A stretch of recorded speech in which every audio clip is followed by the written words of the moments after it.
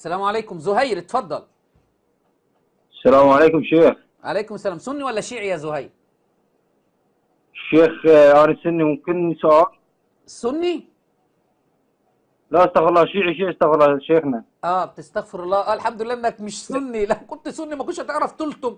لو كنت سني ما كنتش هتعرف تطبر. لو انت سني اهل السنه يقول لك حرام تتطين كالخنازير. لو كنت سني اهل السنه يقول لك حرام الدياثه، ما ينفعش انك تقبل على عرضك ان يتزوج متعه.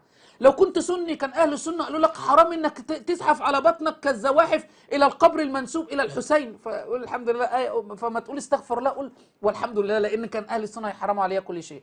فلو تتكلم باسلوب ارقى، معلش انا بعمل معاك ذلك يا زهير، لان السنه اللي بيسمعونا الان انت بتحاول تستفزهم. بيقول استغفر الله انه هو ليس بسني، يعني هتستفزهم، فانا برد نيابه عنه.